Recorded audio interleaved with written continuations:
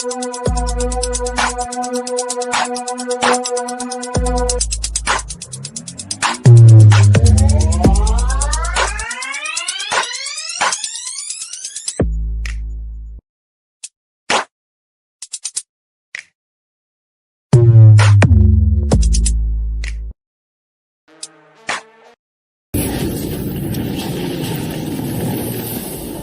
are listening to Peak One Sports. All right, what is up, everyone, and welcome to this week's episode of The Sports Page. I am Dan Boyer, aka Neon Super Shrimp, as always, joined by Ashton Nix. We got Ross with us this week. We got Ross down here. All right, what's going on, Ross? How you been? We haven't seen you in a while. Hey, man, doing good. Just still suffering a little bit. You know, got some pain from that heartbreak of a loss for the Stars that put them out. But other than that, man, life's good. How about you guys?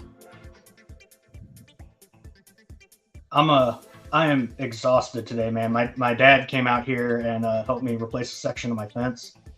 And I am older and out of shape. I am not in my 20s anymore, man. The last time I feel like I actually fixed a section of fence, I was able to carry the full section by myself and stuff. I am not that guy anymore. I am so tired after doing all that, but we got it fixed up. The dogs are, fenced in. They're not going anywhere.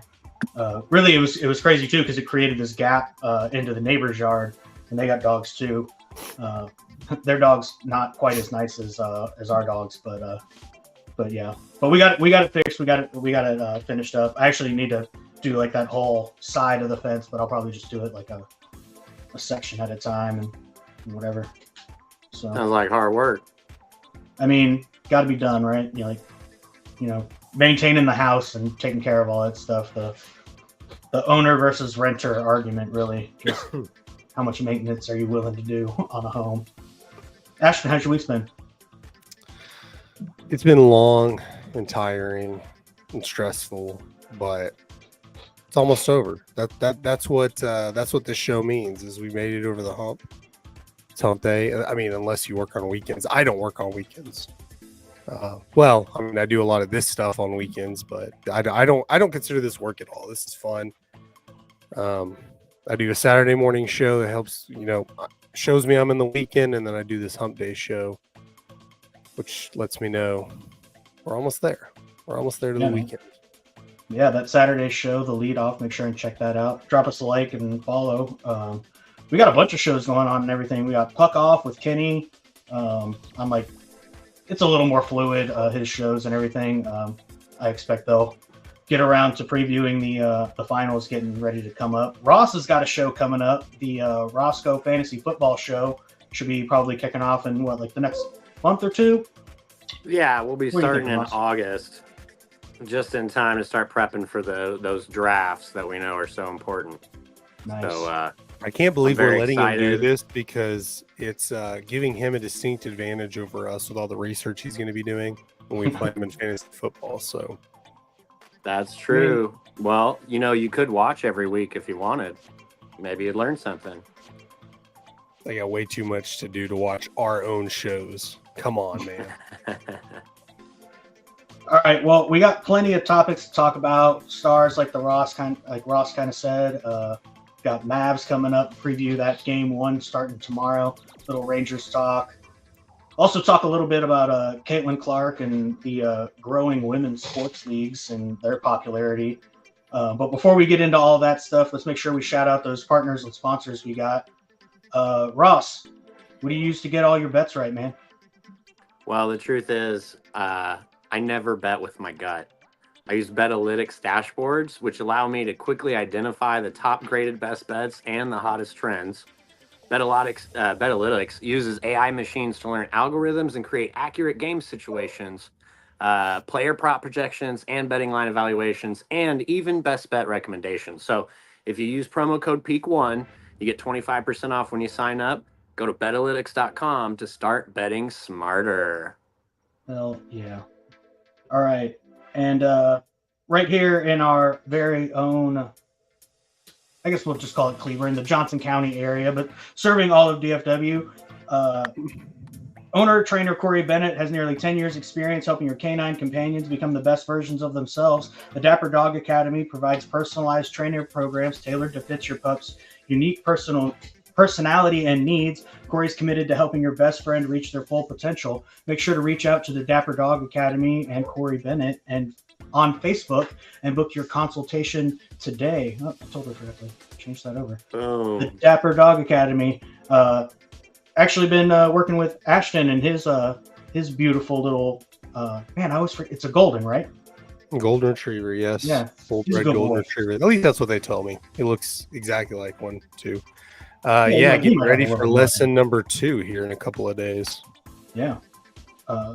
Yeah. I mean, Korri's been telling me she's had a lot of fun, and she's even heard that like it's been going pretty well for you and your wife. So that's always great news on our. I don't know. He likes to scheme. He's very brilliant in his own way. So I think he's playing us, like pretending, like, okay, I'll do what you want me to do, and then For sure. and then when Korri comes over, he's gonna be like, nope. Man, dogs are smart. And honestly, one of the things I always say, people kind of hate this a little bit, but dogs are a lot like kids, right? They're smart and they know how to take advantage of like your energy and the things that you do. They know when you like, Yes. give them like affection for free versus like when they actually have to like work for it and do things and things like that. So it's a lot of fun to especially working with like the puppies and just getting them, Yeah. getting their rough edges kind of smoothed out and everything. But anyway, our final sponsor partner here, Ashton, what are you drinking? Well, I think I'm kind of cheating. I'm actually only drinking water tonight, but it's in my Dubby cup. I've had a lot of late nights and early mornings this last week, and at a 9 o'clock show, I do not need to be drinking anything energy right now. But that's why I'm having water. But if you're looking for a superior energy drink to replace those inferior caffeinated beverages, talking to you, Coke, Dr. Pepper, Pepsi, stuff like that. Dubby contains 0 sugar, 0 maltodextrin, 0 fillers, 0 artificial colors or dyes, and 0 proprietary blends. It's a coffee fruit extract that's the star of this beverage, helping you focus. If I was actually drinking my Dubby, I'd be able to get through this without stumbling over the words with my focusing. You're doing great, Ashton. Keeps you focused and energized without the jitters or computer just am I still there? My computer just jumped. Jitters or crash. Order Dubby today using promo code PEAK1 and enjoy 10% off your order. Click in the link in the description box to order your Dubby. Freaking fantastic. All right, boys. Yeah. We've obviously got plenty to talk about here. I think we'll kick off with the Rangers first, just because it might be the little shorter conversation. I feel like I say this every week. There's so many Rangers games and everything, and it's a long season. But, Rangers still battling against a lot of injuries. Things are slowly but surely actually starting to look better for us until this game today. The bad news coming out of tonight's game, not quite over yet. Seager exits in the second inning after an RBI single, hamstring tightness. So hopefully he's not going to be out too long. Hopefully he'll recover from that very quickly. But the good news I got going here, Scherzer threw 40 pitches Tuesday in a live batting practice. John Gray threw 40 to 50 bullpen pitches. Tyler Mahle expected to face live hitters on Monday, or this was just this past Monday, so I'm pretty sure he did that. Bochy just said Josh Young looking great after resuming a hitting practice on Wednesday. Oh, yeah, I forgot about this last setback we have here. Evan Carter still looking like he's out for at least a month, quote Bochy. So slowly but surely, we're almost on another losing streak. Evan Carter one's gonna be tough because that's not just it's another month. That's something that he might be back in a month, but I think we're starting to see the downfall of Evan Carter because this is the third back injury he's had. So It's just the same thing over and over again. If it was different injuries, I would say something. So unfortunately, I don't think Kevin Carter is going to be long for this league. Hopefully, he can make an impact. Well, he's already made an impact on the Rangers in last postseason, but hopefully he can continue to make an impact for the years he does have left. Yeah, just to kind of build off what you were saying, I totally agree with the continued re-aggravation of like the same injury over and over again. And I mean, you figure each time he re-injures his back, it's not an easy recovery. So it's going to get a little longer. That's a bad injury for somebody so young too. I totally agree. Having back issues. Pretty damning one, to be honest. Ross? Yeah, I mean, I know Evan Carter's one of your favorites. Yeah. Certainly not a guy you want to lose, but I mean, one thing you can hope for is that the depth, they'll be able to make up for it. And I guess we'll just see. I guess, Dan, are they still above 500 right now, or? No, we dropped under 500 last week. They went on that losing streak. Yeah, they've been under 500 for a while. So they're. So we're like 5.5 games behind Seattle. When I looked last, we were 4.5. But that was yesterday, I think it was. You're about to go on a road trip here. I know you play the Giants and one other series, I think, and then you're about to go play the Dodgers and the Mariners. So it's going to be tough to even go 500. Those Mariner games will be pretty weighted as far as division games are going to be that way. So honestly, even if we can come out of that one with like one win, with the injuries that we're suffering and everything right now, I feel like that would be a pretty good way to go. We're not so far under 500 that like our playoff shot. I mean, there's enough season left to go. Kind of like I had said last week, by the time we kind of managed to get through the injuries and the All-Star break and everything, hopefully we'll be able to make that push through August and September and like finish strong like we did last year and just push right into the playoffs. But hey, Chris, you made it. What's up, guys? So excited. We got a full house tonight, Chris. Guys. I am so excited everybody made it. A family dinner. Yes. I am pumped. How you guys doing? Good. How are you doing, man? How's your week been? Oh, man, busy.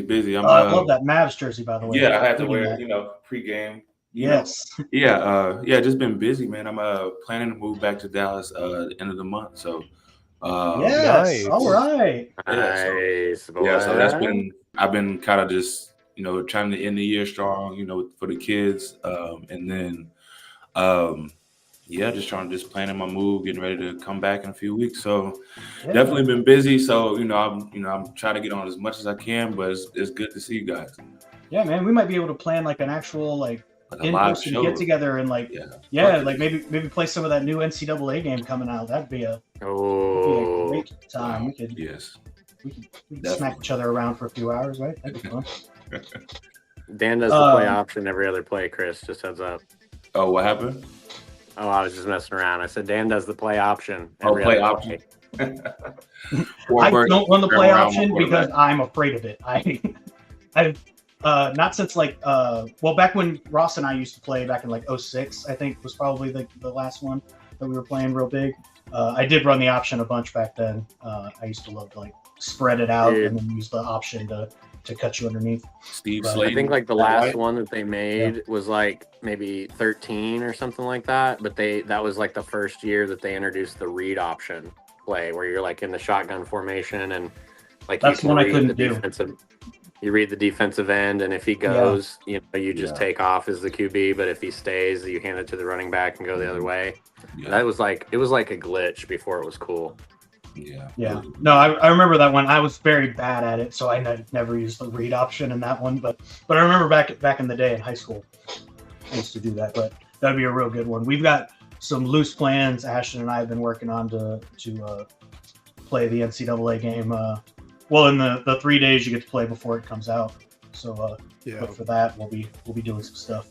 Mm-hmm. But Chris, you showed up just in time, man. We were just kicking it off, talking about the Rangers. We can wrap this up just a little bit. How you feeling? Sans all their injuries and everything.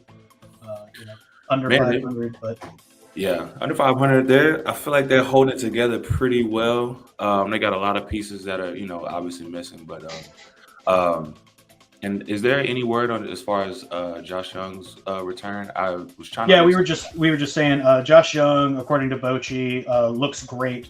Quote after resuming his hitting practice on Wednesday, so he's on his way back. I think the last time I looked, he's on like a 10-day DL or something now. So he's getting close. He's getting close, and he hasn't suffered any setbacks. The big one we were talking about was Evan Carter. Quote Bochy says is at least out for another month. And Seager just exited tonight's game in the second inning with hamstring tightness. Oh, really? For an RBI I feel like that. I feel like that one is kind of, that one hurts a little bit. So Yeah, hopefully that that's a pretty minor tightness he's facing, and he'll be back. Yeah, I would expect him to miss a couple of games, but hopefully he's not put on any injury lists or anything like that. So yeah, it seems minor. I just can't give wait him the to weekend come or back something. and just catch those games, man. I'm gonna try to, not. I'm not trying to say anything about the Celtics, Boston Celtics Mavs series, but hopefully I can plan a flight earlier than that for a particular reason, and that's all I'm gonna say. So Yeah, all right. So we'll see. He knows the script. He knows the script. He's gonna. Yeah, for sure. Right.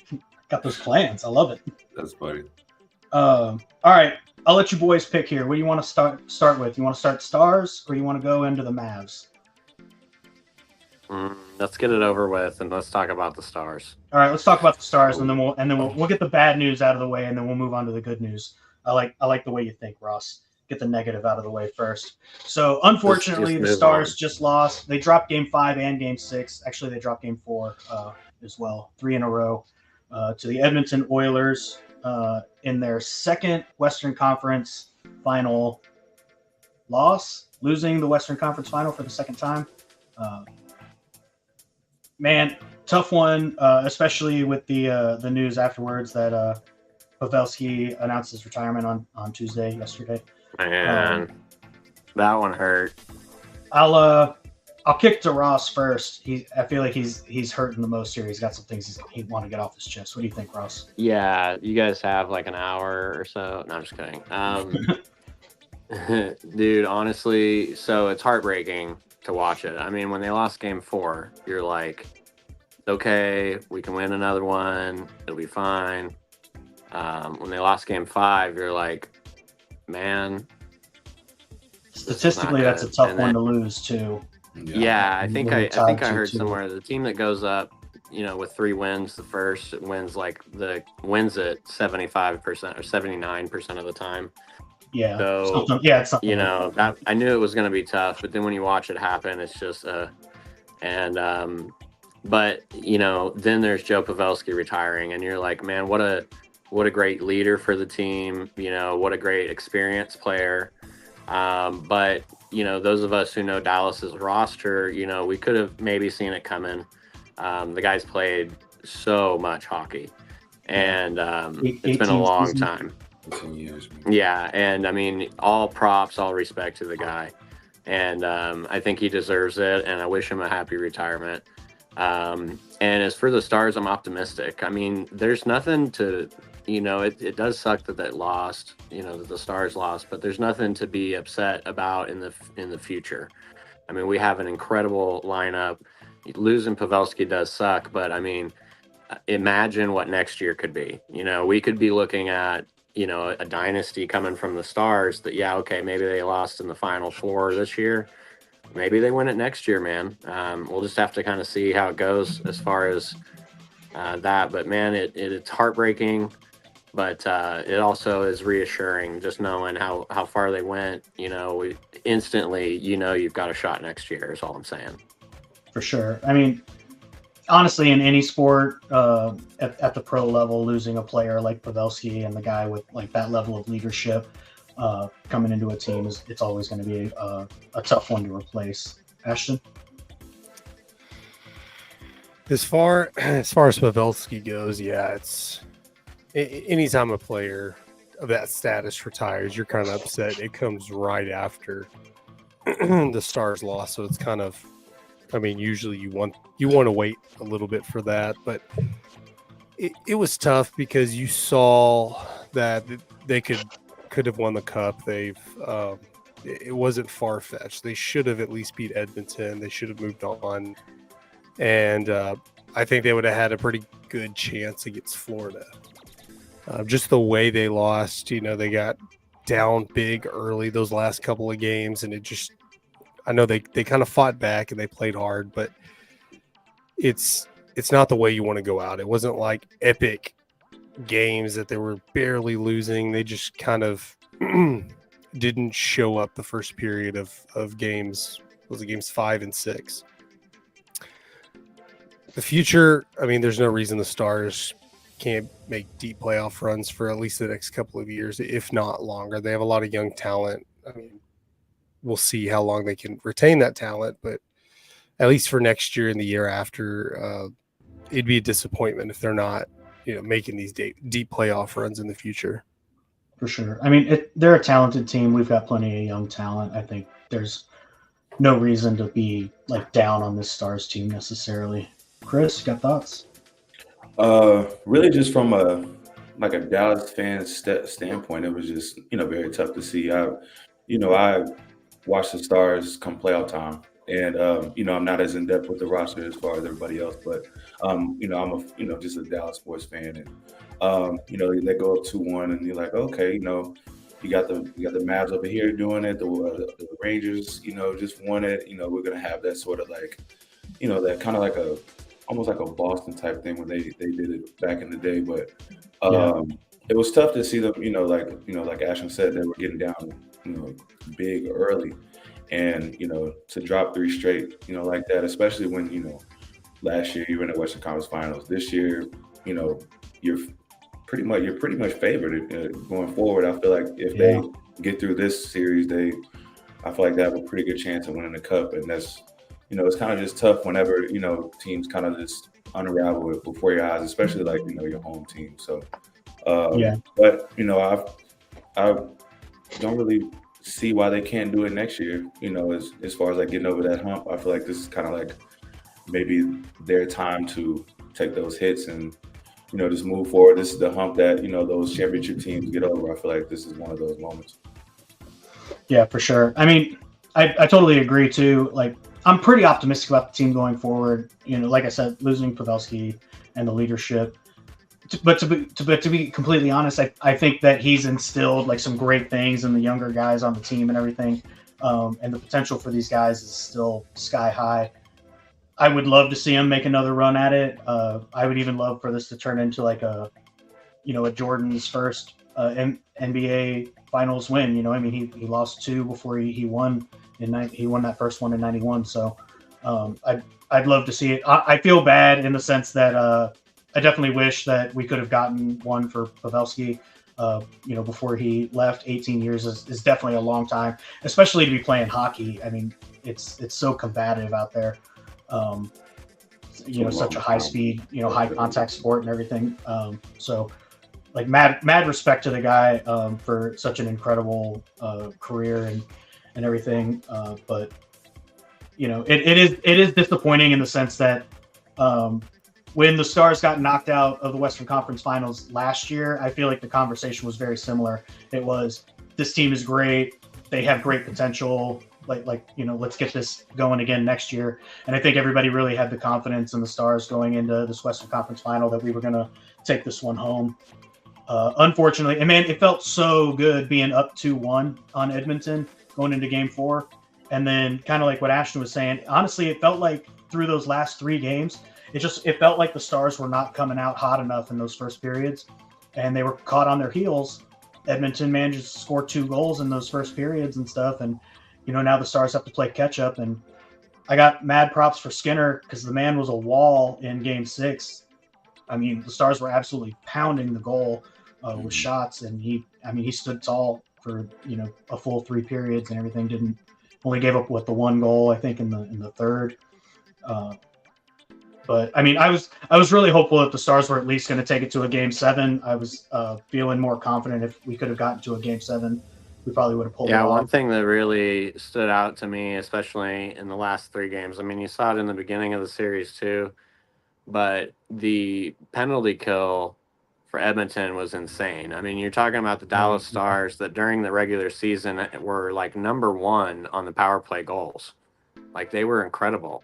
And then even with having like maybe it was game 2 that they had that 4-minute power play Yeah. and they still couldn't score. So like that was something I noticed through the whole series, but Yeah, that especially in the overtime. last 3 games. Yeah.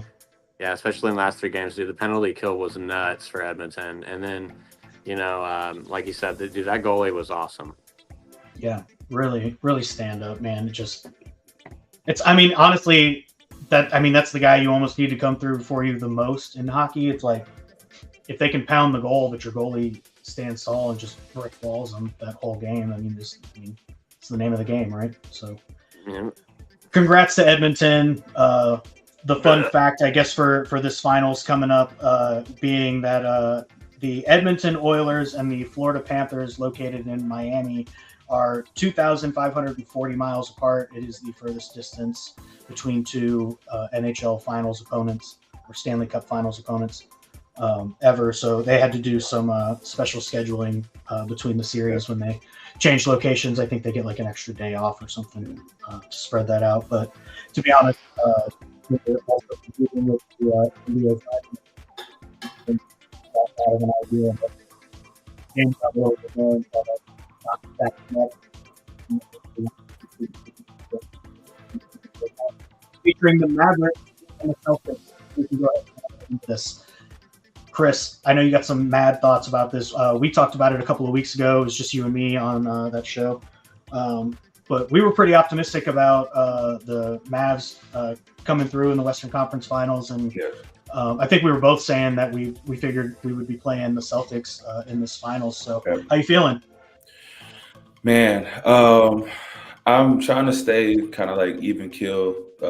Like past Mavericks seasons, I've been really high on them, and then like I feel like I'm jinxing them in a sense. But I feel great, man. It's just like all the storylines are kind of lining up. You know, you got Kyrie going back to Boston. You got Mavs playing against Porzingis, and Porzingis is playing against the Mavs, and the quote unquote relationship between him and Luka being bad, and just like matchups all around. I feel like the stars are going to be the stars. You got Luka, of course. You got Jaylen Brown, Jason Tatum.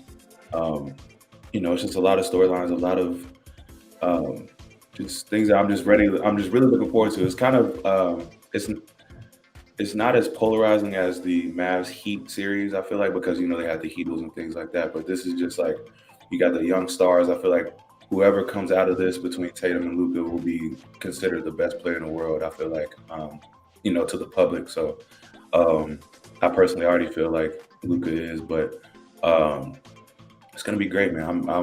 I'm so excited to see who's gonna step up, and I feel like it's a good matchup. Yeah, for sure. I want to know what Chris thinks about Kyrie Irving going back to Boston. Man, I feel like he's either gonna play amazing or he's gonna suck. It's not gonna be any in between, because it's gonna be a lot of "F you, Kyrie" chants. I feel like he's gonna see a lot of middle fingers, and I know stars whenever love those Boston fans. Yeah, I don't know if you remember whenever LeBron went back to Cleveland, like that first stint when they were just like, killing him, and he would always have like 40 points, 45 points. It's either that or the Stars gonna, sink. I feel like Kyrie is one of those players. He's a Kobe kind of descendant in a sense. I feel like he, will take this moment, and he's a Kobe descendant against Boston. He can kind of play along with that as well. So I think he's gonna do great. I feel like the Stars. I mean, not the Stars. Sorry, the Mavs have a really good chance of pulling it out. I just take every game, game by game, because last series, whenever they were, whenever the Timberwolves won, I was kind of like, oh, here we go again. But they came and pulled it out in Game 5. So just trying to stay low key, trying to stay positive. But they got a good chance. I'm excited. Yeah, I'm loving this Mavs team. They're crazy competitive. I'd like to think, kind of like what you're saying, Chris, that Kyrie, you know, he's had a lot of growth over the years, especially in his movements from like almost like the player that we had in Cleveland, that we had in Boston, that we have for the Mavs now are three different kind of players in the growth that he's had in that time and everything, especially the leadership skills that he was able to develop playing with that young Boston team that he's able to bring here to the Mavs as well. Because I mean, we talked about it. I think it was me and you, Chris, that were talking about when Luka had come out of the game and he said in that fourth quarter he told Irving that he was like, man, I'm tired of shit. And Kyrie's like, that's how it's supposed to be played. Like, that's the game, you know? And you know, they dig deep and, you know, end up, you know, crushing Minnesota through that series. So, I mean, I think the mentality for him is great going into this series. So I'm real hopeful that the Mavericks are able to keep it real competitive. We're definitely going in against, you know, the number one team in the NBA. They're the best, and they've been that all season. They've been that all playoffs. I mean, so, but Ashton, what do you think? Well, Kyrie definitely has to, alluding to what Chris said, has to be one of those players that can handle it, because so far in his career, he hasn't. Yeah. Kyrie does not play well against Boston. He is 0-10 against Boston since leaving Boston. Did not know that. Yeah, he has yet to beat Boston in a game since he played for the Celtics. So yeah, he's got to overcome that. Yeah, he's got to overcome that. Obviously, Luka is the key here. Luka can't, you know, if Luka is not the MVP of this Mavs team, I'm not saying just winning the MVP. If he's not the most valuable player in this, the Mavs don't win. Kyrie can step in for a game or two, just like he did in Minnesota, just like I believe he did against the Clippers. But Luka has to take over. I doubt he can afford to have an off game, because this is going to be a good team. A lot of comparisons made to the 2011 team. I think this team is better than the 2011 team. Me too. The 2011 team is more well-rounded, but I mean, you have two players on this team that are better than Dirk Nowitzki was in 2011. We'll just throw that out there. People like to hold that 2011 in high standards, but I was there then. Everyone was shitting on that team. They did not expect them to beat Portland in the first round. Exactly. Yeah. It's easy to, you know, have hindsight 15 years later, be like, that was the best team ever, and they were a talented team. But it's easy to see that after they make a great playoff run. Dirk was soft back then. I mean, he was called soft back then. And then, honestly, that 2011 Miami team, I think, is better than this Boston Celtics team.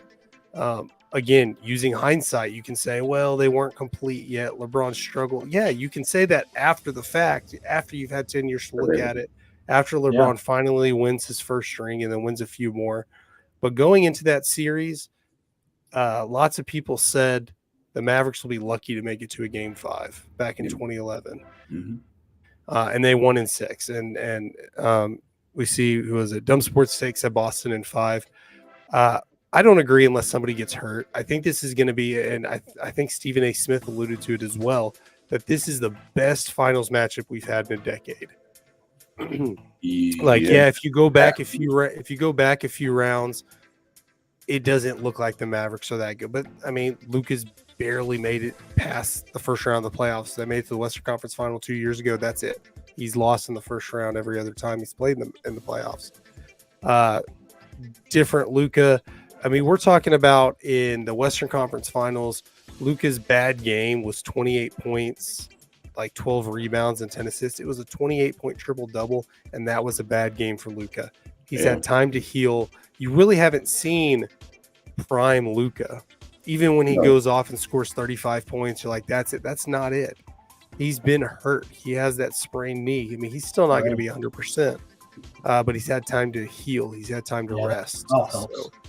I think the Mavericks win in 6 or 7 games, because I'm sorry, Dan, I don't know if you were going to save that for the end of the show or something, but keep going. That's my prediction. I think this Mavericks team is going to beat Boston, because honestly, I think Boston, as far as it's shown, are chokers in the finals. They can't win it, they haven't been able to. You look at their playoff experience. They've been to the Eastern Conference Finals, like at least the Eastern Conference Finals, at least 5 in the last 6 years. Maybe it's 4. They've been into the finals a couple of times. They just have not been able to close it out. And this Mavericks team has been able to show, like, before Kyrie got here, that was kind of their knock. Like, they're a really talented team, but they can't win a game. They're giving up the last year for sure, some a little bit this year. They're giving up those big leads that they had this year. It's not that they haven't given up leads, but in the playoffs at least, they've been able to close out games, something Minnesota couldn't do, something Oklahoma couldn't do. And we're going to see if Boston can do it. Yeah, absolutely. And we were texting a little bit during some of those Western Conference games against Minnesota and everything.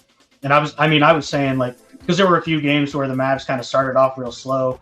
There was the one game I think I was texting y'all, and we went into halftime like down by 10 or something like that. And I was like, it's not how you start, it's how you finish. But this Mavericks team, this Mavericks team, man, like, has shown, like, they may not have the greatest starts, but damn it, they can finish. They can really put the pedal down. And I mean, there was even that one game we managed to lose to Minnesota. Was it like game 4, game 5? Yeah, they lost game 4. But they made it close there in the fourth quarter. I think they still ended up winning by like 9 or 10. It was like 101. They could have tied, and they could have tied the game. Luka missed the free throw at the end. Yeah, that's right. Yeah, they were down by what, 20 or something like that, and they came all the way back.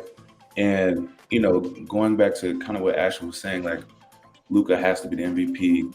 They're bringing, I believe that they're bringing the 2 best players into every series. We said this whenever me and you were on, Dan.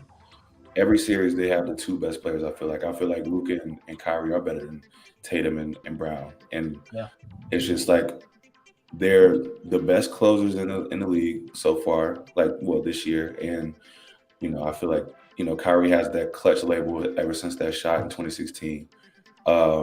And I also feel like Dallas is better than I know Boston's better than what they were in 2022 whenever they lost to Golden State. I feel like this Dallas team is better than Golden State that year. They're just overall balanced defense. They have 2 stars. And you know, I know Boston is different than, you know, of course, Porzingis, but I don't know. It's just like Ashton said, like, they just can't close the deal, I feel like. And I feel like Dallas has the 2 best closers in the league. So yeah, honestly, the 2 stats y'all ended up throwing out there too, I think just shows like how competitive and great this finals is going to be. Kyrie being 0-10 against Boston, and the fact that Boston just can't manage to close out a finals to, you know, finish their season champions. I think that goes to show, like, these 2 teams are going to be crazy competitive going into this finals. Ross, thoughts? What do you got for me? Yeah, man. Well, I'm going to be bold. You know, if we're giving our predictions, I'm going to be the guy who says the Mavericks don't sweep, of course, because Boston's too good. But I'm going to say Mavericks in 5, actually. And I know that's kind of crazy, but everything you guys are saying, I mean, it's one thing to be kind of a homer, but I mean, yeah, Dan sent a text to us all a few days ago that had all these stats about how good Boston was. And I think, like Chris said, you know, we've got the 2 best players, you know, at least the best duo in the league right now. And with them both being close players, I really think that they're going to surprise a lot of people. I think Kyrie especially, you know, I think Luka, you know, you guys are saying he has to win MVP for the Mavs to win. I think he could just go out and do his thing and still get MVP.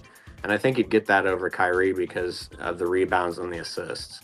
But I'm excited. You know, I know we're all excited, but I'm super pumped up on Dallas right now in general. So I'm gonna say Mavs in 5.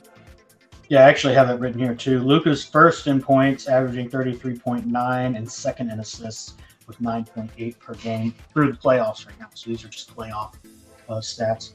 I kind of agree. I don't necessarily know if, like, Luka's got to go off for, you know, 30 points a game or anything.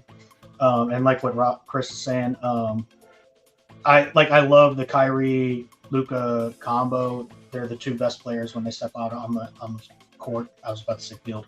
You know, and watching them, just honestly watching kind of Kyrie help use his leadership to keep Luka more focused, I guess. in the finishing of these games has just been amazing. I don't personally think the Mavs will do it in 5. That's a pretty bold prediction, I think. Honestly, I actually think this is going 7. I think it's going to go a full 7. And I think the Mavs will take it there. But Boston's definitely going to make this a competitive series. I don't have the stats of what I had sent Ross, but it was basically saying that Boston through the season and everything was like first in scoring, first in defense, all these stats. This is like a historically great NBA team. In all honesty, this is a team that could be talked about for a long time, even if they don't win the championship here. Honestly, I would imagine if they don't win, then you end up seeing a 30-30 about how they failed, because this team is so great, so competitive on paper. And, to end up losing it to, as much as I hate saying it like this, a lesser team kind of like the Mavs. But, man, the grit of this Mavericks team is incredible. And, I mean, honestly, it was like to kind of go back to that one loss against Minnesota where the Mavs kind of played back and Luka misses that free throw and everything to tie it up. Not a lot of playoff games where the Mavericks lose and I feel good about it, But coming out of that game, I was like, man, there's no way the Mavericks lose this series, because Minnesota barely managed to win this game. You know what I mean? It's a great game. The Mavs made it so competitive at the end. Yeah. So, I think this Mavs team has absolutely everything that they need to go into this finals and come out victorious. I definitely don't think Boston's going to take it lying down. I definitely think I wouldn't be surprised if maybe like game 1 in Boston is a real rough one for Kyrie to adjust and find his groove and everything. Because like Chris said, it's going to be a test for him, man. Those fans are not going to make it easy on him. And Boston fans are rough, bro. They are not nice people to the visiting team. Like, they are very, very passionate about their sports and they love their teams. So I don't expect them to make anything, honestly, easy on any of the Mavericks, but Kyrie especially, just because that kind of seems to be the Boston, Philadelphia area mentality. Those a lot of those Northeast sports, they're very intense about players when they leave and everything. They get very bitter over the business. So, but yeah, I'm going to say Mavs in 7. Chris, I don't think we got your prediction. What are you thinking? Yeah. So I just feel like this Mavs team is they're very close knit. I feel like, and I also truly feel like they just had the harder road. They're more battle tested. I mean, Boston played the Heat, Pacers, and who they play second round, the Knicks, if I'm not mistaken. Yeah. Or the Cavs. Oh, and, sorry. And then Dallas went through the number 1 seed. They went through Minnesota, who was very tough. They had, defensive player of the year, 4-time defensive player of the year. The Clippers. And I feel like a lot of fans are saying, Drew Holiday can guard, Kyrie, or Luka, and Jaylen Brown can guard Luka. But I don't think they're that much better defensively than the Clippers are as far as wing defenders. I feel like they're about the same, maybe even less. I also feel like Al Horford and Porzingis can't guard in the pick and roll, and I feel like it'll be kind of what they did in Minnesota. So I have the Mavs winning in 6. I feel like they're going to get one of these 2 games in Boston for sure, and then it'll be hard to beat them. And it'll be hard for Boston to win in Dallas, and then they're gonna have to win on the road, obviously, because they don't have home court advantage. But I feel like they definitely will get one on the road. I feel like Kyrie's gonna have one of those magical games. I don't know if it's gonna be tomorrow or Saturday, but it's gonna happen. And Luka's gonna be the best player. He controls the game with his pace. He makes players play at his pace, and he's gonna do what he does. And I got him in 6. For sure. Yeah, Boston has the best wing has been the best wing defense in the NBA, best wing defenders on the 3-point shot. And the Mavericks are one of the best 3-point shot wing teams. So, right, 3-point shot teams. So something's got to give. If Boston can stop the Mavericks there, I think that's the difference, or vice versa. No, that's perfect segue for me, because I got 2 more things I want to talk about Mavs here. First being, my opinion. You guys tell me what you think here. I think one of the greatest things that could happen for the Mavericks is if PJ Washington can manage to come out shooting his threes like he has been throughout the series. The man's killing it from the 3-point line. Corner threes. Kyrie and Luka having, good games is great. That always helps us. But man, those games when PJ goes off and manages to knock down, he's like 3 for 9 or something on 3 points or something like that, puts up 12, 20 points. If he comes through in some of these games, the Mavs will have absolutely no problem. If PJ Washington can manage to show up and be the scorer that we know he can be, then honestly, I wouldn't be surprised if Ross ends up being the right one here and the Mavericks take it in 5. When PJ Washington is on for these Mavs, it's really hard to beat us because it's usually those same nights where Luka also manages to go off because you can't cover both, And PJ Washington has been so dangerous from the 3-point line. I mean, like you guys are saying, they've got the best wing defenders and everything, but you spread them out, and the way Luka loves to like drive the lane and dish out for PJ or something, I think we could see some pretty high scoring games and real Mavs potential. Yeah, and I think defensively, the Minnesota team that they just beat, they were exceptional defensively. They were the best defensive team. Probably the second half of the season, like all year. And you could see it whenever they played Denver. They were completely shutting down Denver, the defending champs. Yeah. And I feel like that's a better test than, Jaylen Brown's a good defender. He's a good defender. Drew Holiday is a great defender. But, Jaden McDaniels, Anthony Edwards, those are also athletic wings that can play really good defense. And they had Rudy Gobert behind them. And so they can take gambles. They can, play defense without worry because they feel like they have somebody behind them. And if Dallas got through that in 5, I feel like they can get through this series. Not easy, obviously, because Boston's they're incredible, but that's a great test for them to have before the finals. Yeah. Anybody thoughts on PJ Washington? Yeah, I mean, kid's good. Let's see him do it. I mean, man, when he's on, he's on. I love watching him. All right, so my final thing to talk about here, just before Mavs start their game 1 of Luka's first NBA Finals appearance, which I also wanted to throw this out there. I happened to read this stat earlier. Luka, 5-year veteran, 5-time All-Star, and 5-time All-NBA first team honors. He's in incredibly good company with this.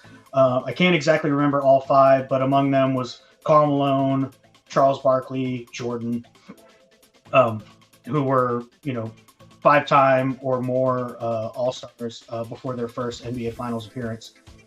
Of those 5 players that I found, 3 of the 5 won their championship.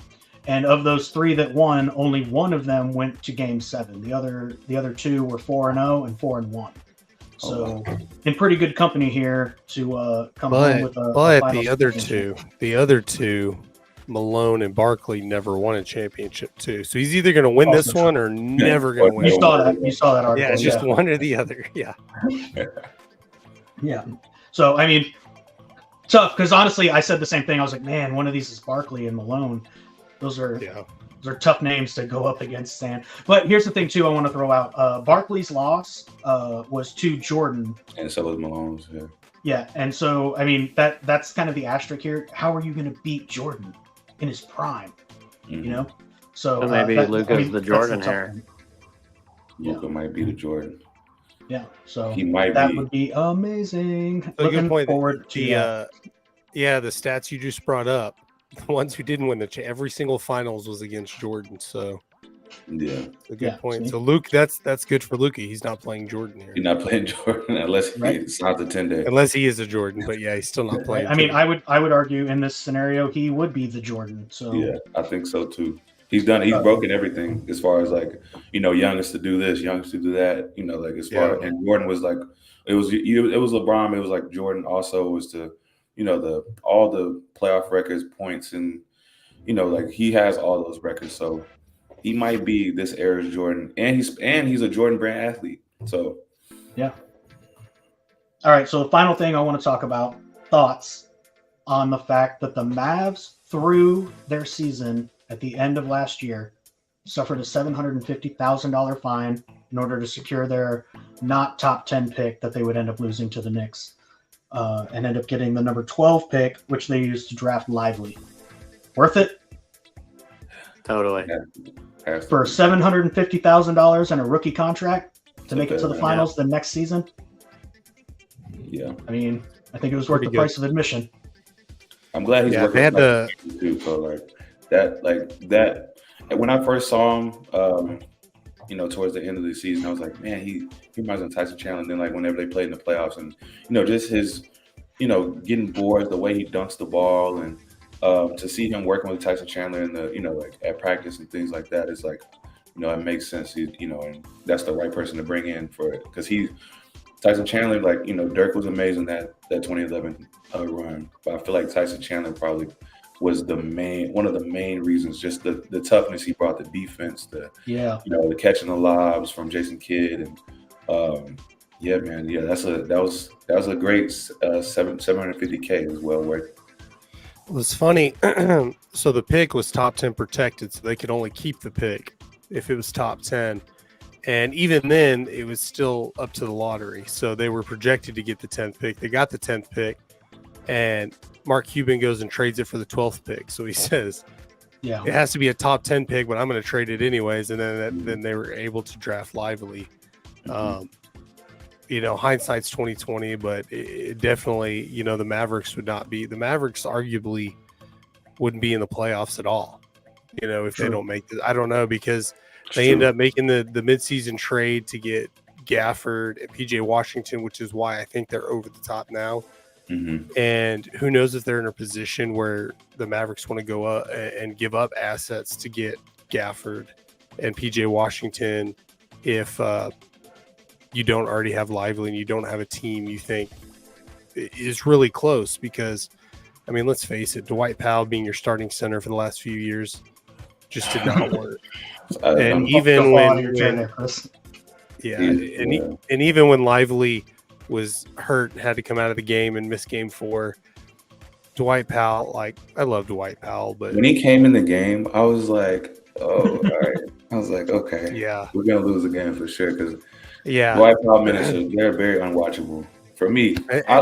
He's a great guy. Probably one of the best guys, best people ever. He just can't play, especially playoff basketball. And I guess I'm going to use this term. It kind of is awkward and makes me feel uncomfortable using it. But Reggie Miller coined the term, I guess. But he called Gafford and Lively the Twin Towers, and he said it multiple times. I'm like, why are you calling it? But it's caught on, and a lot of people are calling them Twin Towers. But I think that's going to be a key to this game too. Is those two guys, especially Gafford, might get 3, 4, 5 blocks in a game, and usually all back to back. So. That's another key is Gafford, because you go from before drafting Lively to having no good centers to now you have 2 really top level centers. Yeah, this is going to be a great finals, and man, honestly, it's funny just to kind of look back on. I don't normally agree with teams tanking to secure their draft spot and whatever, but. Definitely from a Mavs kind of business perspective and everything. I think I had read this in the article where the team manager, president, whoever it was, had mentioned, if they would have played and he ends up with the 11th pick versus, the tanking and guaranteeing him one of the top 10, people would have talked about that. People would have been like, why didn't you, tank or something to put yourself in a better position? So I feel like people were going to talk about it no matter what. Ultimately, maybe they did a little more controversial move in the end, but I think it was definitely better for them long term as far as giving us a real shot this season. And the Mavs told the NBA how little they care about the play-in tournament and how much of a joke it is. I mean, from a fan standpoint, it's fun, it's cool, whatever. You get an extra game. If you're the 10th or 11th seed, you have a chance to make it in that play-in. But really, it's dumb. It's stupid. Yeah. Especially if you're Mark Cuban's never been afraid to say. Yeah, if you're the 7th seed and then you lose in that play, and you lose back-to-back games, I mean, you could have, you should have won, but I mean, you're like, I should have been in the playoffs already. Yeah. But Yeah, the 10 seed, I feel like the 10 seed, they should never have a chance to get in because you should have did enough in the regular season to get, top 8. I feel like you taking 8 teams, that's a pretty good chunk of the teams already as far as, who can make it's over half the NBA, 16 out of 30.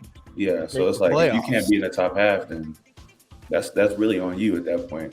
And my team's good right now and everything, but like still, I've always thought like, why is this team who's 40 and 42 having a chance to make the playoffs, and they're playing someone that's probably like 40, like 148 games, 47 games. But yeah, you're absolutely right. Almost as dumb as the in-season tournament, but yeah, shout out to the Lakers, man. Hey, yeah, LeBron got it. LeBron got his 6th ring, right? Got a 6th ring, or however many he has. I mean, it was crazy important to him, apparently. Yeah, very much so. Champagne, middle of the season. Yeah, for sure. Anyways. All right, so we'll take a little shift here. We'll actually shift back to Major League Baseball news.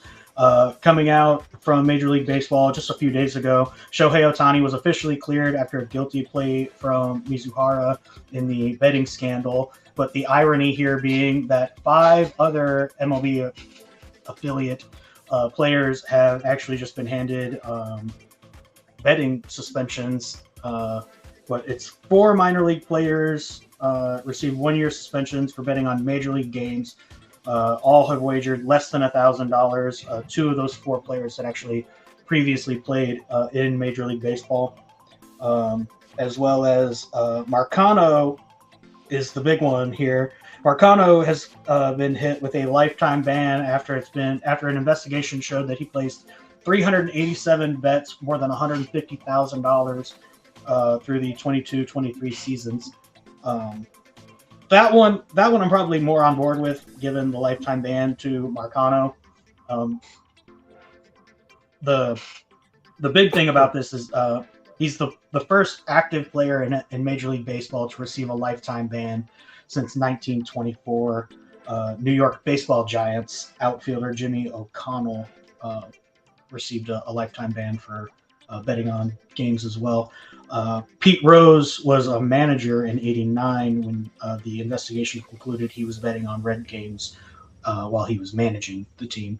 So he wasn't an active player, but he was the last one to kind of receive the big lifetime ban, but it wasn't an active player. This is the first active player in 100 years to do this.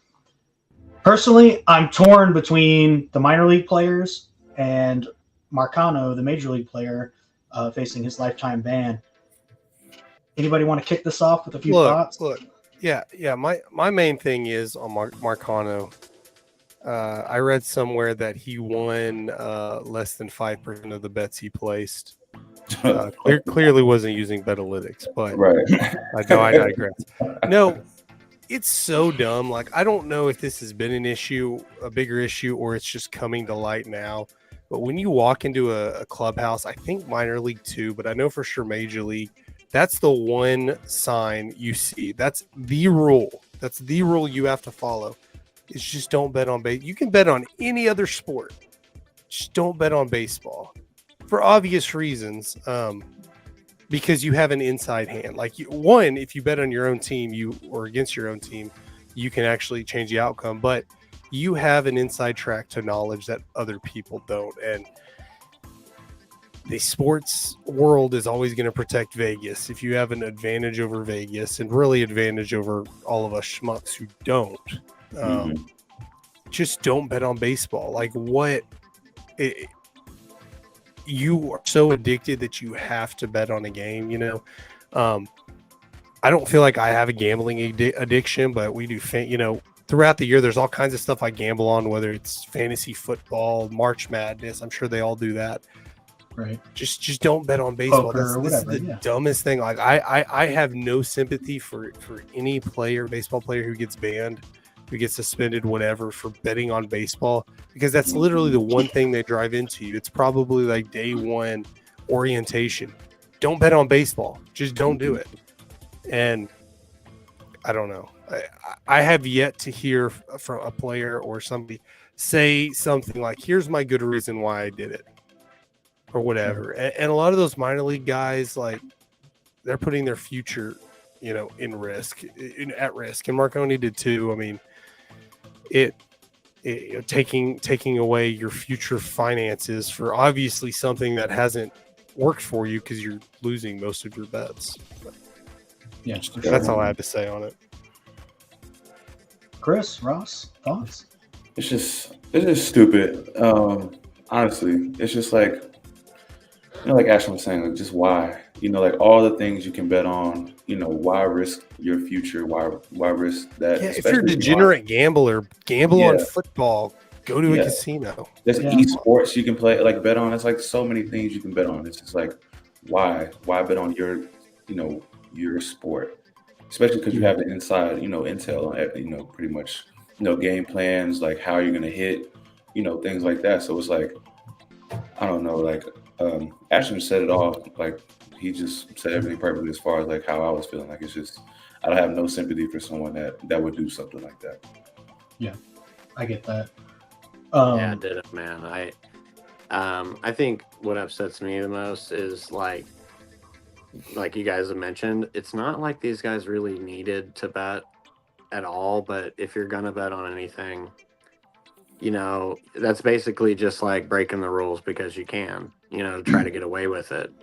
And when the whole Ohtani thing was going on, I remember saying, if he's doing it, surely other people are doing it. Yeah. And then he gets cleared, and then we find out other people are doing it. So, it'll be interesting to see if there are other people doing it and getting away with it still, if they back off or if they get caught. I mean, but of all the things to do, that's almost worse than anything you could do. I mean, and I'm not trying to say anything is right about a bad situation, but I mean, even like domestic violence now is such a big deal in all of these leagues, and those guys are out for a season or the rest of the season.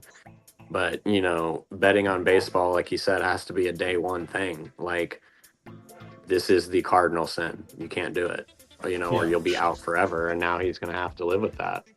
Yeah. It's like the guy from Jonte Porter betting on himself. Now that I look at his highlights, his lowlights rather, him missing shots and then like missing them badly, almost looks like it's on purpose. And then it comes to find out that he's betting on games, and that's just that's terrible. And it's just like you already make enough money. Not to say like all these players are just millionaires, but I mean, you're in the NBA. Like the NBA players, they make millions. All right, so like, why do you what are you gaining from it? Like it just doesn't make sense to me. No, I totally agree. And I was going to bring up the Jonte Porter as well, because that's probably one of the worst ones on record that we have so far. Jonte Porter was actually betting on his own team to lose. He was also giving out, game plans and injuries and things like that to like friends and other bettors. So he was disclosing like classified insider information to people, and that was really the big way he ended up getting caught, because people were randomly making $50,000 bets on games that they had gotten insider information about, knowing that certain players were going to sit certain nights or whatever. So that makes it that's probably as bad as it gets. Marcano, being right up there with that. But just to play a little bit of devil's advocate here, I'm going to advocate for these minor league players just a little bit. I agree with you guys in the sense that if you're playing a sport, especially like in baseball, where baseball players are allowed to, in fact, sports gamble, they just can't sports gamble on baseball. I'm going to argue here that I almost feel like a minor league player betting on Major League Baseball, while it's taboo and should not be done, and I agree with that, it's almost a different sport. I see what you're saying. Like they aren't in that locker room. They're not necessarily knowing a lot about who may or may not play a specific night or anything like that. And I would argue that they're probably betting on these games because baseball is the sport they're the most familiar with.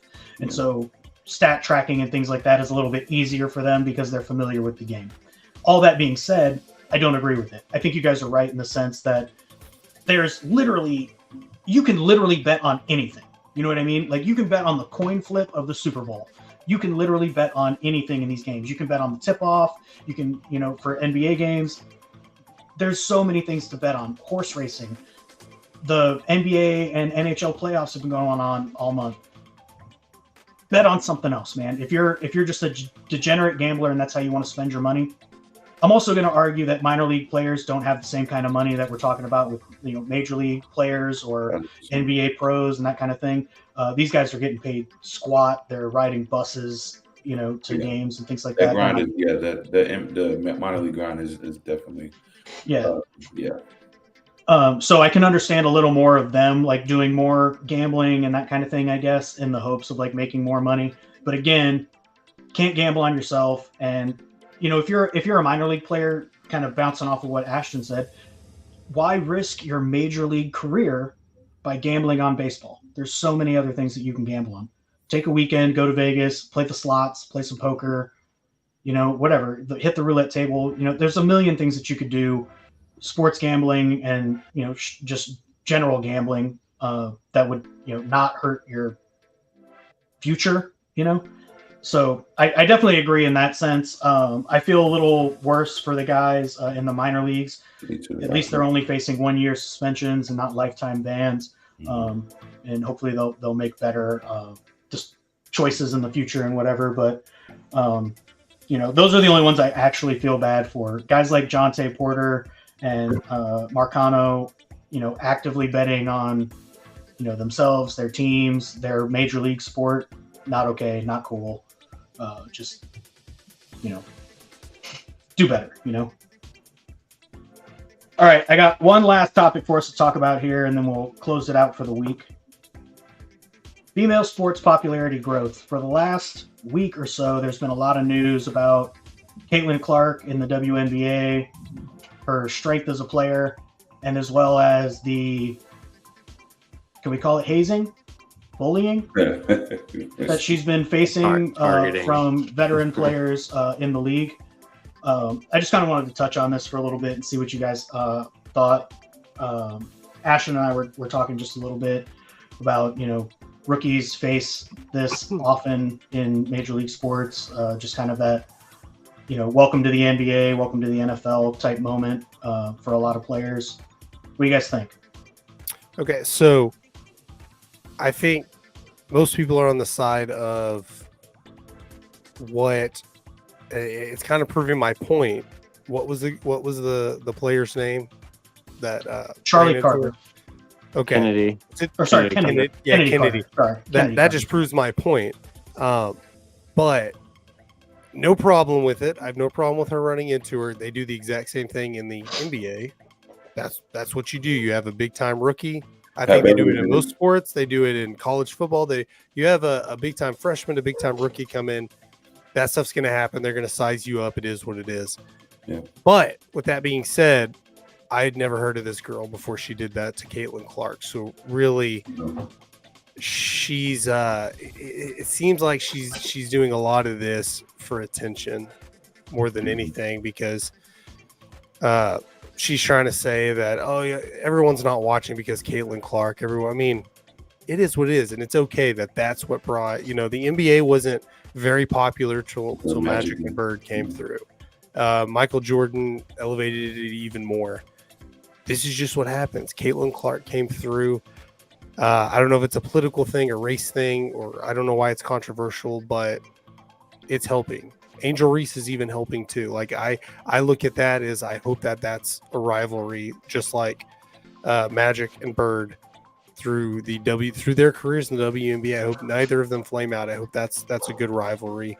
But I have no problem with them kind of bullying Caitlin Clark. If she's gonna be the Michael Jordan of the WNBA, she should be able to take it, elevate herself, elevate her game, and bring Indiana basketball out of the bottom lottery. I guess it's the lottery too. Do they have the lottery picks in the WNBA? Similar thing. So I don't have a problem with it. I think Caitlin Clark should I would say man up, because it's not the right word, but she should step up and prove that she's what they're accusing her of being, by hazing her. Yeah, Sure. I mean, she's been playing really well, and she has. I mean, she's been taking her lumps, and not exactly like being ungrateful for it, or however you want to phrase it. But I mean, she's definitely been taking it with some grace. But I can't help but feel like she's getting it a little more than she probably needs to. Yeah, I think it's probably just because it's more media. Like I feel like I'm not really the Kennedy girl. She did it on. I feel like she's doing it for attention, but for the most part, I feel like rookies just go through that, especially like in the NBA. I don't know if you remember when Lonzo Ball came and they played Pat Beverly's first game, and he was like just pushing them up the court, So it was like it's just I saw it. I see it more so as that, but the shot that she took from the other girl, I feel like that was more so like I'm not sure if there was anything behind it. I think she was trying to do it for attention, but you do it within the game. You don't take like a cheap shot like that. You kind of like if they go up for a layup, hard foul, help them up, things like that. Not a shoulder to the back. That that's not really hazing. That's that's flagrant. That's what they call it. And a lot of players like that, if you're going to play dirty, that's just going to make them players like Luka elevate their game and like, okay, fine. Exactly. I what you were saying, hard foul, help them up and just ignore them and walk away. I think that kind of annoys and pisses them off more and kind of gets in their head of, no, I'm not going to play dirty. I'm going to do this and then help you up. Like, no, we're good. Rather than trash talking him. I think that bothers people more than anything. Yeah. Rather than rising or lowering yourself to that level of, just give him a hard foul. I agree with that. Yeah, man. Ross? Well, I disagree with giving her the hard foul. I think, to me, it was targeting. Right. I mean, you guys say it happened in the NBA a lot with like these guys like, Bird and Jordan.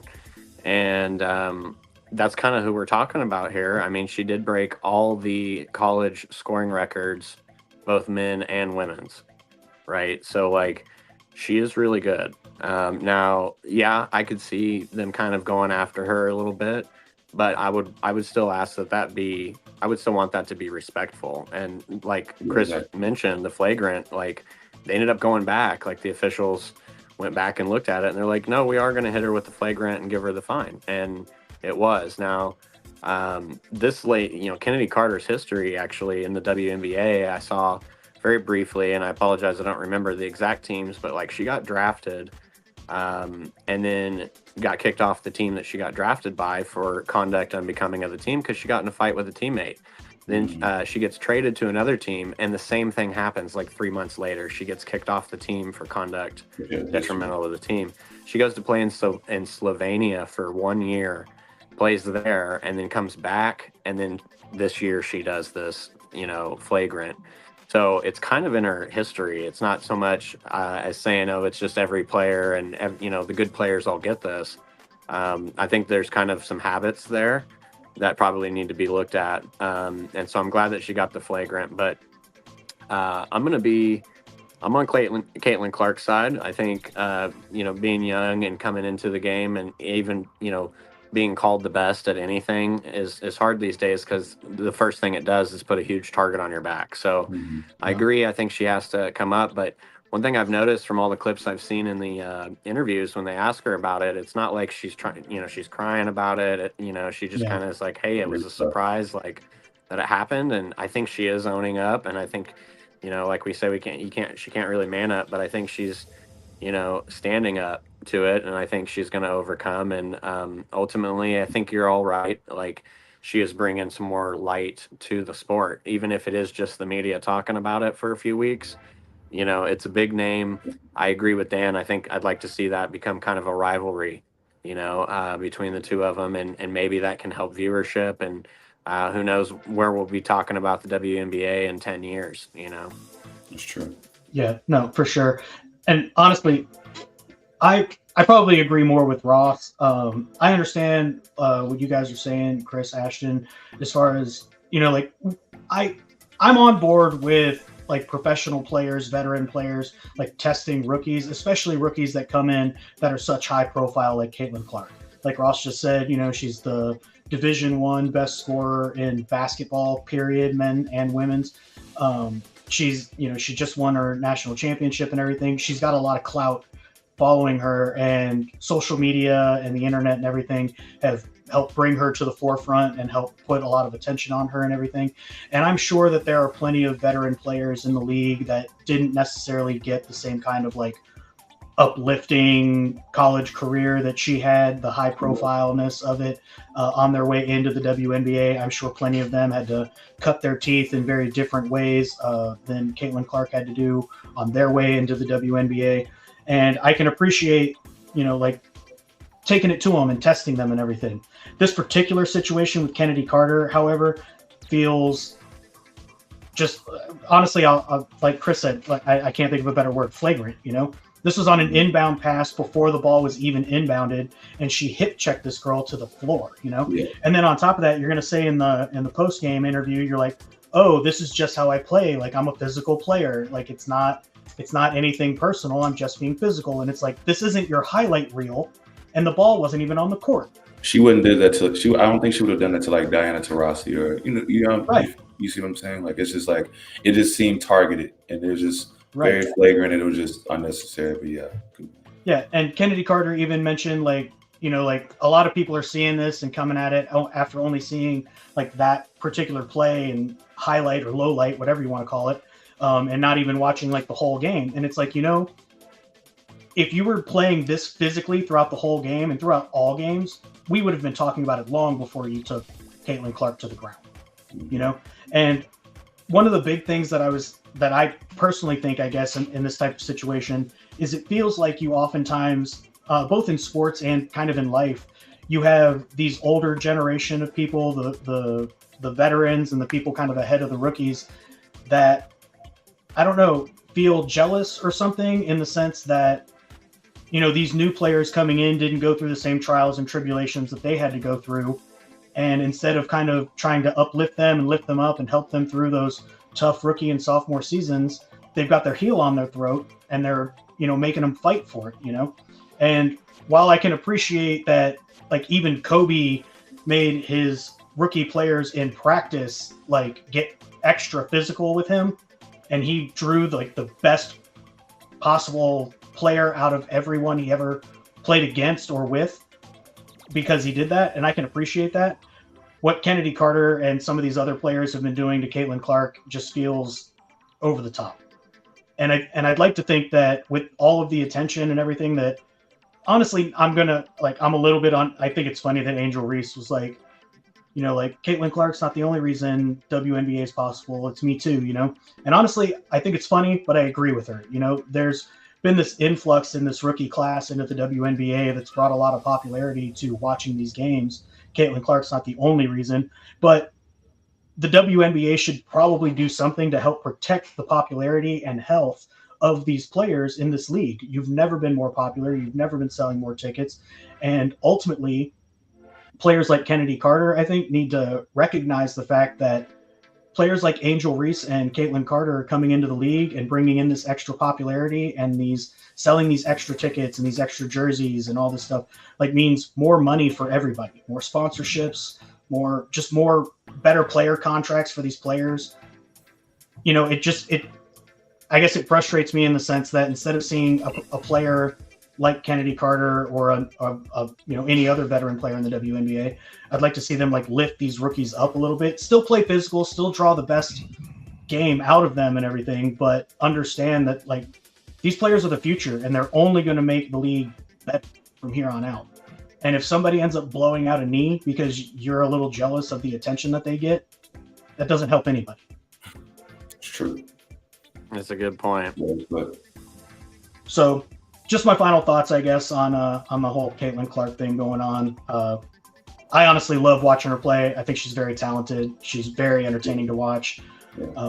And I hope to see the WNBA continue to grow, not just with players like this rookie class of Caitlin Clark and Angel Reese and everything. I hope they get more good players coming through the league in the next, few years and everything. And like Ross said, maybe in the next 10 years, we're talking about the WNBA as much as we're talking about the NBA and the finals and the competition and everything in there.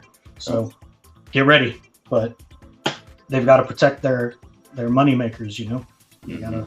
they gotta want them to be there. Yeah, she's definitely a cash cow, and they're pushing her hard. Yeah, for sure. All right, everybody. Well, we appreciate you tuning in to this week's episode of the Sports Page. As always, I am Dan Boyer, aka Neon Super Shrimp, joined by is over here Ashton Nix, Chris underneath me, and Ross down there in the other corner. We will see you next week with more sports news. Yes, sir. Man, one thing we didn't get to talk about was the college football playoff. Yeah. That's all right. Next week. Next week. Right. Got plenty of time. Football coming. I'm excited. Gotcha. Later, guys.